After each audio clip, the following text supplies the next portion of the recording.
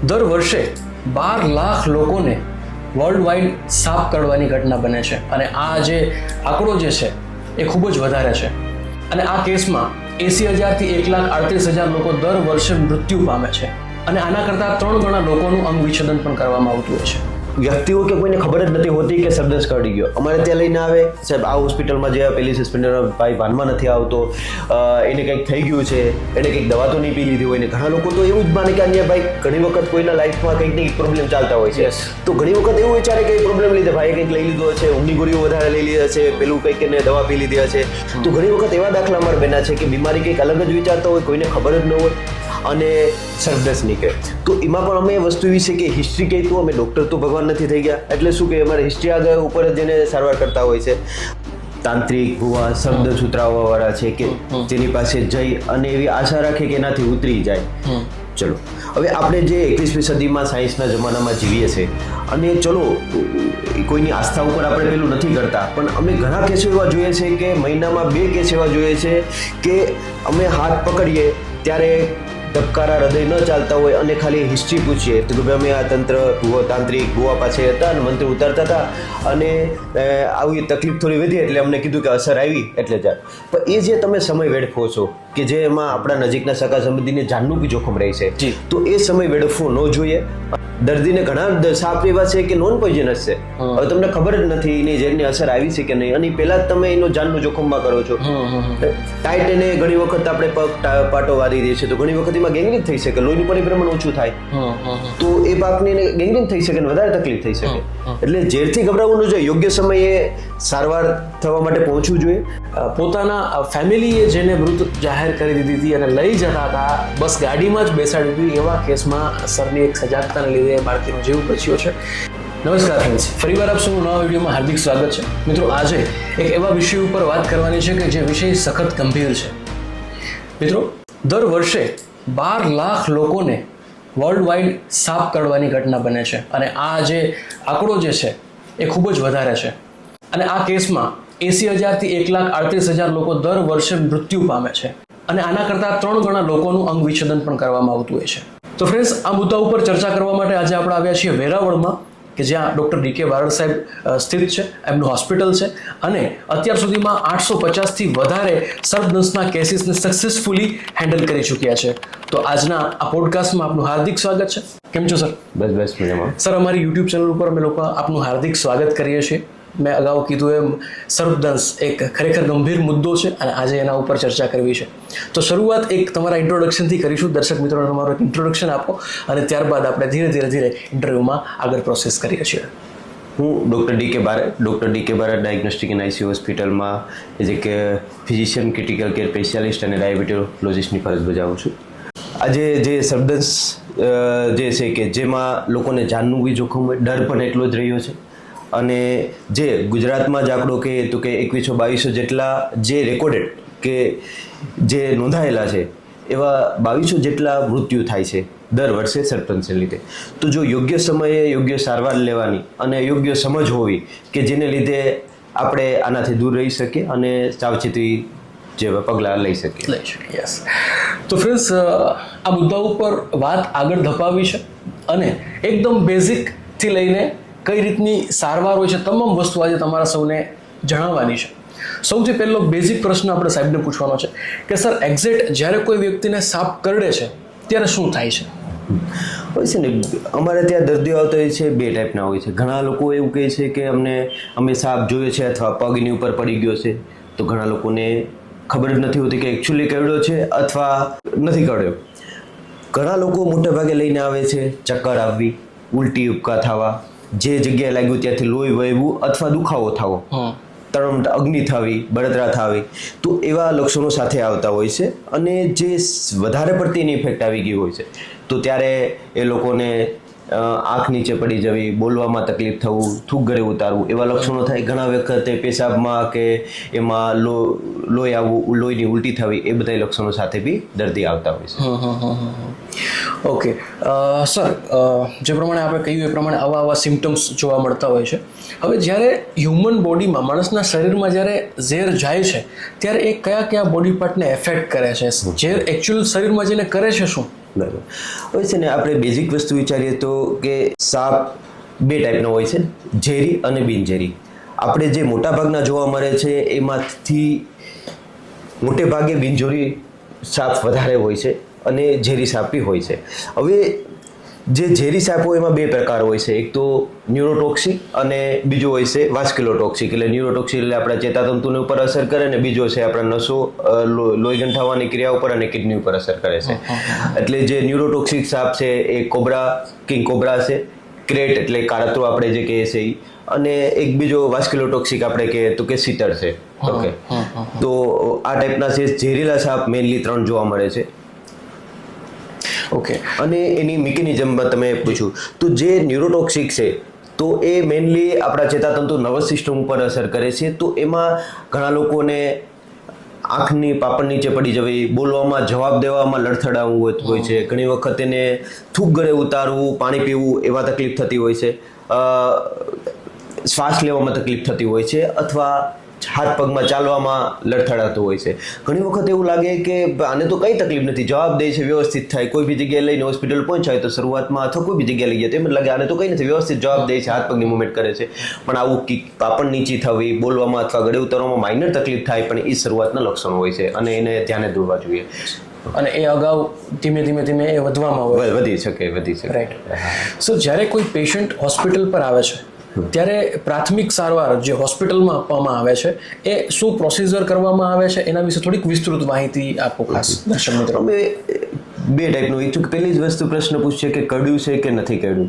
અને કડ્યું છે તો વસ્તુ એવી છે કે જો તમે સાપ દેખેલો હોય તો સાપ સાથે લાવો અથવા ફોટો લાવો. એને મારવામાં કે પેલામાં ટાઈમ વ્યર્થ ન કરવો જોઈએ અને તરત જ એને જે વ્યક્તિ છે એને હોસ્પિટલ નજીકના એમરજન્સી સેન્ટરે પહોંચાડી દેવો જોઈએ. અમારા તરફથી જો એને ન્યુરોટોક્સિક હોય તો એને તરત જ આવા ટાઈપના લક્ષણો હોય એના અમે ઇમિડિયેટલી સારવાર સ્ટાર્ટ કરતા હોય છે, એન્ટીસ્નેક વિનોમની થેરાપી સ્ટાર્ટ કરતા હોય. અને જો વાસ્ક્યુલોટોક્સિક ટાઈપના બલ્બ કે કડેલા હોય અને અમે રિપોર્ટ કરાવતા હોય, લેબોરેટરી રિપોર્ટ, લોહી ગંઠાવાની પ્રક્રિયાના રિપોર્ટ કરાવતા હોય છે, અથવા કોઈ એવા સિમ્પટમ હોય કે જે અમને શબ્દસ્થ લાગે તો અમે ટ્રીટમેન્ટ સ્ટાર્ટ કરતા હોય છે. પણ જો એને એવું લાગે કે ભાઈ આને તો કંઈ લક્ષણો જ નથી તો અમે 24 કલાક મિનિમમ ઓબ્ઝર્વેશનમાં એને એટલી ધીરજ રાખવી જોઈએ. એટલે 24 કલાક અમે ઓબ્ઝર્વેશનમાં રાખીએ, રિપોર્ટ્સમાં એવું કંઈ આવે તો ટ્રીટમેન્ટ ચાલુ કરીએ, કારણ કે એન્ટી સ્નેક વિનોમ જે આપણે છે એની બી સાઇડ ઇફેક્ટ હોય છે. એટલે જો જાનને બચાવવું હોય તો સાઇડ ઇફેક્ટ વાળું ઇન્જેક્શન બી ગમે રિસ્ક લઈને બી દેવું પડે. સાઇડ ઇફેક્ટ કંટ્રોલમાં કરી શકતા હોય છે ડોક્ટર, એટલે એનાથી ગભરાવાની જરૂર નથી. પણ જરૂર હોય તો જ અમે એન્ટી સ્નેક વિનોમ દેતા હોય છે. અને બોર્ડર લાઇન ઉપર હોય છે ઘણી વખત કે રિપોર્ટ દેવા ન દેવા, ત્યારે ડૉક્ટર એને કન્ડિશન જોઈને ડિસિઝન લેતા હોય છે કે દેવું છે કે નહીં.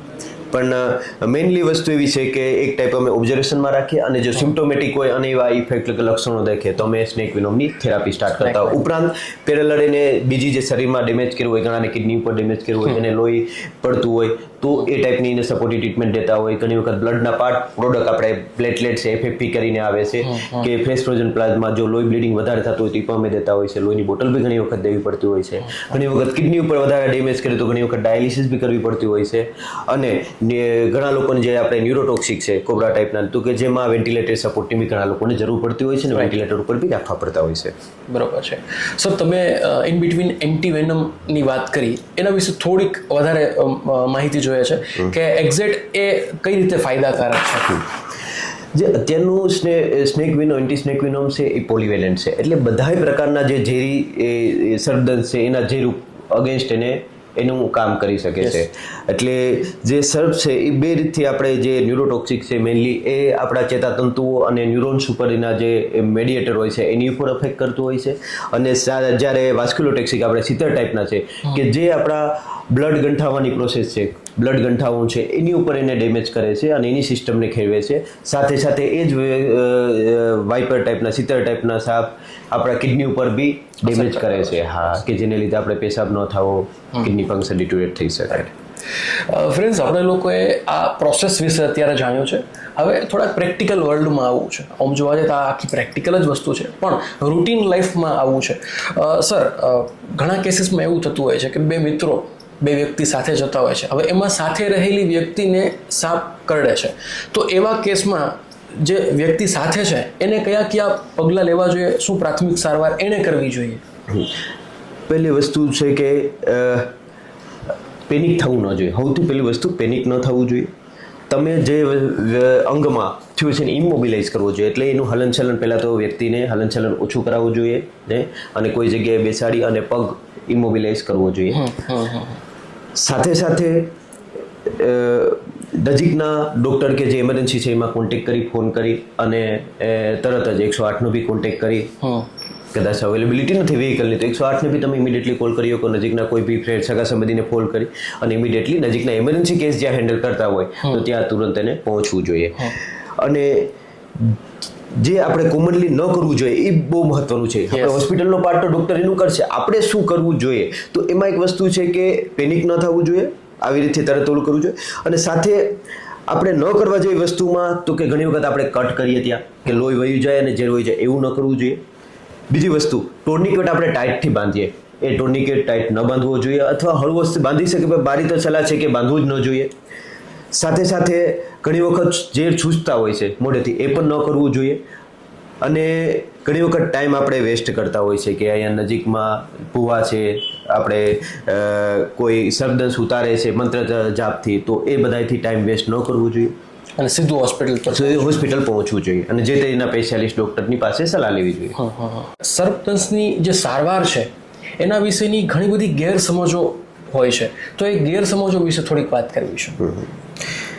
ગેરસમજો પહેલાં જે થોડી વાર પહેલાં જ મેં કીધેલું કે જે તાંત્રિક ભુવા શબ્દ સુતરાવવાવાળા છે કે તેની પાસે જઈ અને એવી આશા રાખે કે એનાથી ઉતરી જાય. ચલો હવે આપણે જે 21મી સદીમાં સાયન્સના જમાનામાં જીવીએ છીએ અને ચલો કોઈની આસ્થા ઉપર આપણે પેલું નથી કરતા, પણ અમે ઘણા કેસો એવા જોઈએ છે કે મહિનામાં 2 કેસ એવા જોઈએ છે કે અમે હાથ પકડીએ ત્યારે ધબકારા હૃદય ન ચાલતા હોય અને ખાલી હિસ્ટ્રી પૂછીએ તો કે ભાઈ અમે આ તાંત્રિક ભુવા પાસે હતા અને મંત્ર ઉતારતા હતા અને આવી તકલીફ થોડી વધી એટલે અમને કીધું કે અસર આવી એટલે જાય. પણ એ જે તમે સમય વેડફો છો કે જે એમાં આપણા નજીકના સગા સંબંધીને જાનનું બી જોખમ રહે છે, તો એ સમય વેડફવો ન જોઈએ. અને એમાં અત્યારના જમાનામાં મારી સલાહ છે કે એમાં માનવા કરતાં નજીકના ડૉક્ટરને ત્યાં પ્રાઇમરી સારવાર લેવી જોઈએ અને ડૉક્ટરની અભિપ્રાય મુજબ આગળ ચાલવું જોઈએ. અને જે આ સમજો છે કે જે મેં કીધું કે ભાઈ ટાઈટ પાટો બાંધવી જોઈએ, લોહી સૂચી લેવું જોઈએ, તો એ બધું વસ્તુ બી ન કરવું જોઈએ. એ બધી ગેરસમજો કે ભાઈ એનાથી લોહીમાં ભળે નહીં, તો એની જગ્યાએ આપણે એને ફાયદા કરતાં વધારે નુકસાન કરીએ છીએ. ઘણી વખત ક્લિનિકિંગ કરીએ, આપણે બ્લેડ મારી દે સરખો તો બ્લીડ એટલું વહી જાય કે આપણે બીપી ઉપર અસર કરે. દર્દીને ઘણા સાપ એવા છે કે નોન પોઈઝનસ છે, હવે તમને ખબર જ નથી એની ઝેરની અસર આવી છે કે નહીં, અને પહેલા જ તમે એનો જાનનું જોખમમાં કરો છો. ટાઈટ એને ઘણી વખત આપણે પગ પાટો વારી દે છે તો ઘણી વખત એમાં ગેંગ્રીન થઈ શકે, લોહીનું પરિભ્રમણ ઓછું થાય તો એ પાકને ગેંગ્રીન થઈ શકે અને વધારે તકલીફ થઈ શકે. એટલે ઝેરથી ગભરાવવું ન જોઈએ, યોગ્ય સમયે સારવાર થવા માટે પહોંચવું જોઈએ. અને તમે જ કીધું છે કે એએસવીનો શું જેના કેટલા અંશે ફાયદો કરે છે. સમયે પહોંચી જાય તો અત્યાર સુધીમાં અમારે ત્યાં કોઈ પણ દર્દી મૃત્યુ સર્પદંશને લીધે નથી થયું. સમયથી મોડા આવો અથવા આવી રીતથી કોઈ કોમ્પ્લિકેશન કરો તો આપણે જાનને જોખમનું વધારે રહી છે. સર્પદંશના જે એન્ટીસ્ટેક્વિનોમ છે એની સાઇડ ઇફેક્ટ થતી હોય છે, પણ એના વિરુદ્ધ સારવાર બી હોય છે અને એને અમે કંટ્રોલ કરી શકતા હોય છે. એટલે એએસવી દેવાથી ગભરાવાની જરૂર નથી, પણ જે બાકીના જે આપણે જે ગેરસમજો છે એને આપણે સાઈડ રાખી અને યોગ્ય સમયે ડૉક્ટરને ત્યાં પહોંચી અને સારવાર લેવા જવું જોઈએ. એક્ઝેક્ટલી, બહુ સરસ વાત કરી સરે. ઘણા કેસીસમાં એવું થાય છે ફ્રેન્ડ્સ કે જ્યારે કોઈ વ્યક્તિને સાપ કરડે છે ને તો 50% એ ગભરાઈને જ અને આવું કંઈક એને એક્સ્ટ્રા કરી બેઠે કે જેને લીધે વધારે મુશ્કેલીમાં મુકાય. રાઈટ. એટલે સર્પદંશથી મૃત્યુ થતું નથી, યોગ્ય સમયે સારવાર થઈ જાય. તો અત્યારના જમાનામાં ક્રિટિકલ કેરના જમાનામાં કે જ્યાં વેન્ટિલેટરથી લઈ નજીકના હવે સેન્ટરમાં તો આપણે વેરાવળ લેવલે બધે આજુબાજુના વિસ્તારમાં બી વેન્ટિલેટરની ને બધી વ્યવસ્થા થઈ ગઈ છે, તો એને ધ્યાનમાં લઈને યોગ્ય સમયે હોસ્પિટલ પહોંચાય તો સિંગલ વ્યક્તિ સર્પદંશથી મૃત્યુ થતું પામતું નથી. હા, સમય વેડફેલો હોય અને તમે મોડા આવો તો ડૉક્ટરના હાથમાં બી પછી અઘરું રહે છે. બાકી યોગ્ય સમયે ટાઈમે આવી જાઓ તો સિંગલ વ્યક્તિને કંઈ થતું નથી અને એને ગભરાવાની બી જરૂર નથી. સર, અગાઉના સમયની વાત કરીએ, આજથી અગાઉના સમયમાં શું ટ્રીટમેન્ટો હતી અને અત્યારના સમયમાં સર્પદંશને લઈને જે કંઈ પણ સારવાર છે એમાં કેટલી પ્રગતિ થઈ છે સર? પેલા જે મોનોવેલેન્ટને આવતા હતા તેની જગ્યાએ પોલીવેલેન્ટ આવી ગઈ કે બધાય સર્પદંશની સામે એક્શન કરે. અને બીજું વસ્તુ છે કે પેલા અવેલેબિલિટી સૌથી મોટો ઇશ્યુ હતો કે સર્પદંશની એક વાઇલ બે વાઇલ મેળવવા માટે ડોક્ટરને બહુ અઘરું હતું, એનું મેન્ટેન કરવા માટે ફ્રીજ જોઈતું હતું. એટલે એ બધાને ધ્યાનમાં લઈને જોઈએ તો કે અત્યારે નવી જે એડવાન્સ ટેકનોલોજી છે એનું મેન્ટેનન્સ, એની ચેન જે કોલ્ડ ચેન છે એ વ્યવસ્થિત મેન્ટેન થાય છે. અત્યારે પાવડર ફોર્મમાં બી જે એન્ટી સ્નેક વેનમ આવવા વળગી ગયું છે, તો એ બધાને ધ્યાનમાં લઈને અત્યારે પોલીવેલેન્ટ છે જે એન્ટી સ્નેક વેનમ એક્સલન્ટ છે અને બધા સાપ વિરુદ્ધ એને સારામાં સારું કામ કરે છે. સર, જનરલી આપણે જોયું હશે કે સર્પદંશ રૂરલ એરિયામાં વધારે જોવા મળે છે, ખેતીવાડી વિસ્તારમાં વધારે જોવા મળે છે, બાળકોને વધારે કરડે છે. તો આવા કેસીસમાં તમે દર્શક મિત્રોને શું ટિપ્સ આપવા માંગશો કે જેથી એ લોકો આ સર્પદંશથી બચી શકે? આપણો વિસ્તાર વેરાવળ, ઉના, કોડીનાર જે પટ્ટો જે છે એમાં ખેતીવાડી વિસ્તાર વધારે છે. તો આ દરેક દર્શક મિત્રોને તમે શું તમારા તરફથી ટિપ્સ આપવા માંગો કે જેથી એ લોકો આ સર્પદંશથી બચી શકે? એક તો મોસ્ટલી રાત્રે વધારે થતું હોય છે, તો આ દરમિયાનમાં આપણે લાઇટ કે દીવાબત્તી લઈને નીકળવું જોઈએ, રબરવાળા શૂઝ પહેરવા જોઈએ, કોર્નરવાળી જગ્યા કે જ્યાં ખડકેલી વસ્તુ છે એ કોઈ પણ વસ્તુ આવા ચોમાસાના દરમિયાન ખાસ કે જ્યારે ત્યારે વરસાદ પાણીને લીધે વધારે નીકળતા હોય છે. અને બીજું એક ને જ્યારે આ લોકો જ્યારે પાકની લણણી કરતા હોય છે તો એ દરમિયાન બી વધારે પડતા સાપ નીકળતા હોય છે. તો આ દરમિયાન હાથમાં ગ્લોવ્સ પહેરવા, પગમાં રબરના શૂઝ પહેરવા અને રાત્રે લાઇટ લઈને નીકળવું જોઈએ અને ખડકેલી કે ખૂણામાં કોર્નરવાળી વસ્તુને ઉચકાવવા પહેલાં જોવું જોઈએ ધ્યાનથી. તો આ વસ્તુ ધ્યાન રાખે તો આ જે પ્રોન એરિયા છે સર્પદંશ થવાના, તો એનાથી આપણે દૂર રહી શકીએ. સર, આમ જોવા જાય તો કઈ ઋતુ દરમિયાન આ સર્પદંશ વધારે થતા હોય છે? મેઇનલી મોન્સૂન, આપણે ચોમાસા દરમિયાન વધારે થતા હોય છે અને ચોમાસું પૂરું થાય એ દરમિયાન બી જ્યારે આ ટાઈપનું જે લણણી કરતા હોય છે તો આ સિઝન દરમિયાન ખેડૂતો ગામડાના વિસ્તારમાં તો ત્યારે વધારે થાય છે. એટલે ચોમાસા દરમિયાન ઇવન સિટીમાં બી અમે બહુ બધા જગ્યાએ જોયેલા છે. તો આપણે જ્યારે ઘણી વખત અમે એવા 2-3 દાખલાઓ છે કે વ્યક્તિઓ કે કોઈને ખબર જ નથી હોતી કે સર્પદંશ કરડી ગયો, અમારે ત્યાં લઈને આવે, સાહેબ આ હોસ્પિટલમાં જે પેલી સસ્પેન્ડર ભાઈ ભાનમાં નથી આવતો, એને કંઈક થઈ ગયું છે, એને કંઈક દવા તો નહીં પી લીધી હોય. ને ઘણા લોકો તો એવું જ માને કે અન્ય ભાઈ ઘણી વખત કોઈના લાઈફમાં કંઈક ને કંઈક પ્રોબ્લેમ ચાલતા હોય છે, તો ઘણી વખત એવું વિચારે કે એ પ્રોબ્લેમ લીધે ભાઈ કંઈક લઈ લીધો હશે, ઊંઘની ગોળીઓ વધારે લઈ લીધી હશે, પેલું કંઈક એને દવા પી લીધી હશે, તો એ ધ્યાનમાં લઈને આવે. પછી ઘણા વખત એવું થાય કે શુગરની દવા સાહેબ એને ઓર લઈ લીધે શુગર લો થઈ ગયો છે. ઘણા ડાયાબિટીસના દર્દી હોય, ઘણા લોકોને શ્વાસની તકલીફ હોય, સાહેબ એને બહુ શ્વાસની તકલીફ હતી અને શ્વાસનું. એટલે ઘણી વખત આપણે પ્રિઝ્યુમ આ ઋતુ દરમિયાન ખાસ કે સવારે કે રાત્રે કોઈ ઉઠતું નથી તો ડોક્ટરને ત્યાં લઈ જાય અને યોગ્ય ઓલું કરાવવું જોઈએ, સમય વેડફવો ન જોઈએ કોઈ પણ બીમારી માટે. તો ઘણી વખત એવા દાખલા અમારા બન્યા છે કે બીમારી કંઈક અલગ જ વિચારતા હોય, કોઈને ખબર જ ન હોય અને સર્પદંશ નીકળે. તો એમાં પણ અમે વસ્તુ એવી છે કે હિસ્ટ્રી કહી તો અમે ડૉક્ટર તો ભગવાન નથી થઈ ગયા, એટલે શું કે અમારે હિસ્ટ્રી આગળ ઉપર જ જેને સારવાર કરતા હોય છે. પણ અમે ઘણા કિસ્સાઓમાં અમે ડિટેલમાં હિસ્ટ્રી અને જોતા કંઈ ન મળતું હોય તો ત્યારે ડિટેલમાં કે ભાઈ ચોમાસાની ઋતુ છે, બેભાન થવાના કારણો શું હોઈ શકે, એટલે કોઈ આગળ બીમારી નથી આતે, તો અમે જોઈએ ઘણી વખત આખા શરીરનો અભ્યાસ કરે, જોઈએ કે કાંઈ ભાઈ ડંખ લાગેલો નથી કે નહીં. બીજી વસ્તુ એવી છે કે એના લેબોરેટરી રિપોર્ટ દ્વારા જાંચ કરતા હોય છે. ઘણી વખત એમઆરઆઈ બી કરવું પડતું હોય છે કે બેભાન છે એટલે એમઆરઆઈ કરીએ તો એમઆરઆઈ બ્રેનના ઓલામાં ઘણી વખત નોર્મલ બી આવે આમાં સર્પદંશમાં. તો એ બધા ધ્યાનમાં લઈને તો આવા 2-4 વર્ષમાં એવા કિસ્સા હોય છે કે અનનોન ડાયગ્નોસ થતો હોય છે અને એમાં સર્પદંશ નીકળે છે કે રાત્રે કરડી ગયું હોય ખબર જ નથી સવારે, એટલે ઘણી વખત પ્રિઝ્યુમ કરી લે કે આ બીમારી હતું પેલું હતું એટલે સગામને એવી હિસ્ટ્રી આપે પણ કંઈક નીકળે અલગ. તો એવા કિસ્સાઓમાં બી એનો ક્લુ જ ન મળતો હોય ત્યારે અમે જોયેલું છે કે સર્પદંશ નીકળે છે. સર, ખાસ તમારી પાસે તમે આટલા સક્સેસફુલી કેસીસ હેન્ડલ કર્યા છે, કોઈ એવો કિસ્સો તમને યાદ આવતો કે જે એકદમ ડિફિકલ્ટ છે અને એટ ધ રાઇટ મોમેન્ટ કશુંક એવું થયું છે કે વ્યક્તિની જાન બચી હોય, એવો કોઈ કિસ્સો તમને યાદ આવતો? હું કોડીના નારાયણવાલા ટ્રસ્ટ હોસ્પિટલમાં હતું કે જ્યાં સિઝનમાં દરમિયાન દરરોજના 3 થી 4 કેસીસ અમારે હેન્ડલ કરવા પડતા, પર ડે 3-4. 2 વર્ષ દરમિયાન મેં 18 કેસો હેન્ડલ કર્યા. અને પહેલાં એવું હતું કે ત્યાંથી આગળ રિફર કરવા પડતા, પણ એ દરમિયાનમાં યોગ્ય ડિસિઝન પાવર લઈ અમને મોટાભાગના કેસને અમે બચાવતા, સમય યોગ્ય આવી જાય એટલે.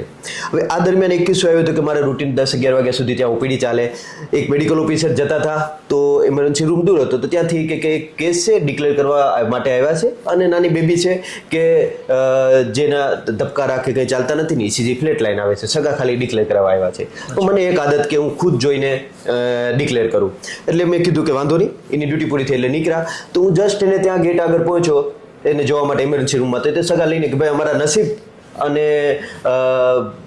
ભગવાને અમને નહીં દીધી હોય એના દિવસો, એ લોકોએ સ્વીકારીને નીકળી જતા થઈ ગઈ હતા. પણ મને આદત કે ભાઈ 1 મિનિટ જો અને હું મારા હાથે તપાસ કરી લઉં. તું જોયું તો ધબકારા નતા, એટલે ખાલી હિસ્ટ્રી પૂછ્યું કે ભાઈ અડધી કલાક 20 મિનિટ પહેલા જઈને છોકરી તો રમતી હતી ત્યાં, અને છોકરાઓ કેવા આવ્યા કે ભાઈ આ તો બેભાન થઈ ગઈ.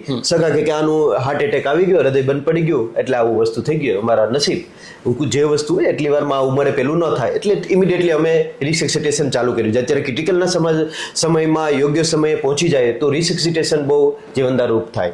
તો અમે રિસેક્સિટેશન ચાલુ કર્યું, દવાઓ મૂકી દીધી કે જેને લીધે પમ્પિંગ અને દવાને લીધે હૃદય ચાલુ થઈ ગયું. ત્યાં વેન્ટિલેટર ઉપર પેશન્ટને લઈ અને કૃત્રિમ શ્વાસ દ્વારા શરૂઆત કરી. તો શ્વાસ ધીરે ધીરે થોડુંક કૃત્રિમ શ્વાસ દ્વારા બરોબર થયા, ઓક્સિજન બરોબર થયું, પણ બાકીની કોઈ મુવમેન્ટ નહીં. એટલે પછી અમે ડિટેલમાં વિચાર્યું કે આમાં શું હોઈ શકે. તો એ દરમિયાન મને સ્પાર્ક થયો કે ભાઈ આમાં સબડન્સ હોઈ શકે. પણ ઘણી વખત હવે આપણે એક કાળતરો છે, તો એ કાળતરો છે અથવા અમુક ટાઈપના શબ્દ છે કે જેમાં ડંખ એટલો દેખાતો નથી, લોહી નથી નીકળતું, એટલે ખબર જ ન પડે. એક કોબરા ટાઈપનો શબ્દ છે કે જેમાં લાર્જ બાઇટ હોય ને ત્યાંથી બ્લીડિંગ થાય ને આપણે ખબર પડી જાય કે બાઇટ કર્યું. વાઇપરમાં બી ઘણી વખત એને બાઇટ ખબર પડે, ઘણી વખત ન પણ ખબર પડે. પણ તો આ ટાઈપમાં લોકોને ખબર જ ન પડે, બાઇટ માર્ક જ ન મળે. એટલે પ્રિઝ્યુમટિવ વિચારે કે એંગેજમાં કોઈ હાર્ટની ડિસીઝ નથી, બીજું બીમારી નથી, અને રમતે રમતે આવું અચાનક થઈ ગયું તો હોઈ શકે. એ ધ્યાનમાં લઈને અમે સબડન્સની સારવાર કરી. દર્દી વિથિન 1.5 કલાકની અંદર શ્વાસ લેતું થઈ ગયું, વેન્ટિલેટર રિમૂવ કર્યું, અને 2 દિવસમાં અમે રજા આપી. જે વ્યક્તિ લોકોએ સ્વીકારી લીધેલું, જે બાળકીને લોકોએ મૃત સ્વીકારી લીધી હતી, એક એફર્ટ લીધો છે કે એકવાર ફરી ચેક કરીએ, રીચેક કરીએ અને પ્રોસેસ કરીએ, જેને લીધે એક પોતાના ફેમિલીએ જેને મૃત જાહેર કરી દીધી હતી અને લઈ જતા હતા, બસ ગાડીમાં જ બેસાડી દીધી, એવા કેસમાં સરની એક સજાગતાને લીધે બાળકીનો જીવ બચ્યો છે. ખરેખર હું એવું માનું છું કે એ વ્યક્તિ જે બાળકી હશે આજીવન તમારો ઉપકાર ક્યારે નહીં ભૂલી શકે. અમને બી કંઈક લાગ્યું કે અમે કંઈક કર્યું છે. અને આવી રીતથી કોઈ પણ દર્દી આવી રીતે આવે ઇમરજન્સીમાં શ્વાસ ન હોય તો અમે ઇમિડિયેટલી કાર્ડિયોપલ્મોનરી રિસેક્સિટેશન કરી અને પહેલાં વેન્ટિલેટર ઉપર લઈ અને સારવાર યોગ્ય આપતા હોય. એટલે જો છેલ્લા શ્વાસ સુધી પણ અહીંયા પહોંચી જાય ચાલુ હૃદય, તો અમે એવા કિસ્સા જોયું કે કોઈ સબડન્સમાં મળતું નથી ને બધા દર્દીઓ બહાર નીકળી જાય. પણ યોગ્ય સમય સૂચકતા મહત્વનું છે કે યોગ્ય સમયે પહોંચો, કે જેને લીધે કોમ્પ્લિકેશન ઓછા થાય. પરફેક્ટ, બરોબર છે સર. સર, આમ જનરલી જોવા જાય તો સ્નેક બાઇટ છે એ શરીરના કયા પાર્ટમાં થતું હોય છે? શરીરના લોઅર ભાગ, ગોઠણની નીચે અને ઘૂંટીની નીચે વધારે પડતા શક્યતા હોય છે કે ત્યાં ડંખ મારે. બીજું વસ્તુ, ક્યારેક વસ્તુ લેવા વખતે હાથમાં બી ડંખ મારવાની શક્યતા વધારે હોય છે. અને જ્યારે પગ પડે તો ત્યારે 90% કિસ્સાઓમાં જોયું છે કે તે ડંખ મારી દીધો હોય છે. પગની ઉપર પડ્યો હોય ત્યારે મોસ્ટલી ખાલી નથી જતો, ડંખ લાગી ગયેલો હોય છે. હા, એની ઉપર પગ પડે એટલે ડંખ મોટે ભાગે લાગી જાય છે. તો ટ્રિગર પોઈન્ટ જે સાપનો છે ને એ છે કે તમે એને ટચ કરો કે એને છંછેડો અથવા એને ટચ કરો તો એ સીધો ડંખ મારી દે છે. ઓકે, તો ખાસ ફ્રેન્ડ્સ આ એક વસ્તુ જાણવા જેવી છે. સર, આ બધું તમે આટલી સરસ વસ્તુ અમને લોકોને જણાવી, દર્શક મિત્રો તમારા ખરેખર આભારી હશે. પણ તમારું ઇન્સ્પિરેશન તમને ક્યાંથી મળી આ જનરલી વર્કઆઉટ આ બાબતે કરવા માટે? તમારા ઇન્સ્પિરેશન વ્યક્તિ કોણ છે? એક તો મને મારા ગામમાં જ્યારે હું સ્ટડી કરતો હતો ત્યારે ઘણા કિસ્સાઓ એવા થતા છે કે મારા જ નિયર ડિયર છે કે જે સિરિયસ થતા જોયા. 1-2 વ્યક્તિઓ એવા હતા ગામના કે જે યંગ એજમાં સબડન્સને લીધે મૃત્યુ પામ્યા. તો ત્યારે હું વિચારતું કે ખાલી આપણે અજ્ઞાનતાને લીધે અથવા યોગ્ય સમયસરે ટ્રીટમેન્ટ ન કરવાને લીધે અભાવે આ ટાઈપના અવલો થયા છે. તો ત્યારથી મને ઇન્સ્પિરેશન હતું કે મારા ટાઈપના કેસ હેન્ડલ કરવા છે. અને ડૉક્ટર ગોસ્વામી સાહેબ જે અમારા એરિયા વેરાવળમાં કે આ એરિયામાં આખા ફેમસ છે, તો એના પરથી ઇન્સ્પિરેશન મને મળ્યું કે ભાઈ આ ટાઈપના સાહેબ બી કેસ હેન્ડલ કરે છે અને આપણે કરી શકીએ આ લેવલેથી. એટલે અને બીજી વસ્તુ કે મને કોન્ફિડન્સ બી આવી ગયો સાહેબ, મારા ઇન્સ્પિરેશનલ જે સાહેબ છે એના પરથી, કે જ્યારે સાહેબ એને બહાર હોય, હવે સાહેબે પ્રેક્ટિસ બી ઓછી કરી છે, તો કોમ્પ્લિકેટેડ કેસને ઓછા લે. અને તો અડધી રાતે બી કોઈ વ્યક્તિ આવે તો એવું કહી દે કે ભાઈ ડીકે બારડને ત્યાં વયા જાઓ અને ત્યાં હેન્ડલ થઈ જાય છે. એટલે અમને બી કોન્ફિડન્સ આવે કે જો અમારે ઇન્સ્પિરેશનલ સાહેબ બી જો અમારે ત્યાં મોકલતા હોય વસ્તુ હોય તો અમારો કોન્ફિડન્સ બી એ બાબતે વધે છે. બરોબર છે. ખૂબ સરસ સર આપે વાત કરી. ઘણી સારી વાતો આજે નીકળી છે અને સરે ખૂબ સરસ કિસ્સો પણ આપણને કીધો છે.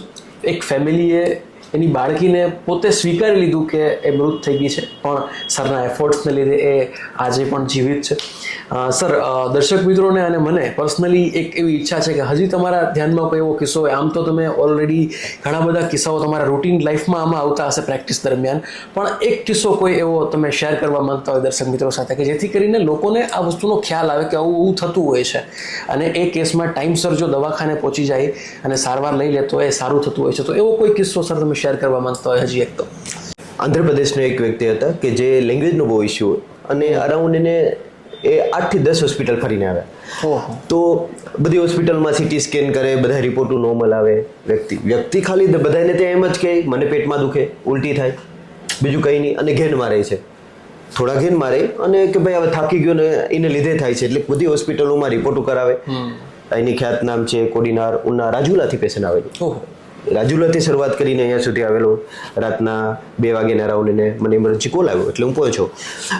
તો પેટમાં દુખાવાની જ કમ્પ્લેન કરે વસ્તુ. આખા ડિટેલમાં બધું હિસ્ટ્રી એક્ઝામિનેશન કરીએ તો બધું નોર્મલ, સીટી સ્કેન, MRI બધું રિપોર્ટ બધી જગ્યાએ કરાવીને આવેલા.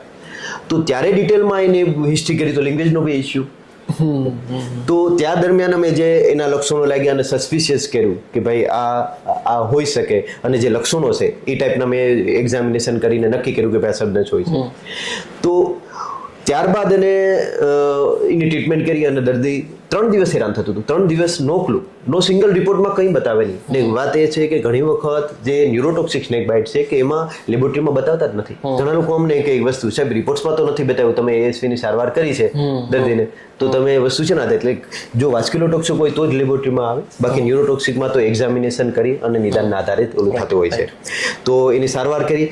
બાદમાં ધ્યાનમાં આવ્યું કે બાથરૂમમાં ગયેલા જે ખુલ્લામાં જંગલમાં, અને એ દરમિયાન એને આઈડિયો નથી, પણ એ પછી આ વસ્તુ થયેલી.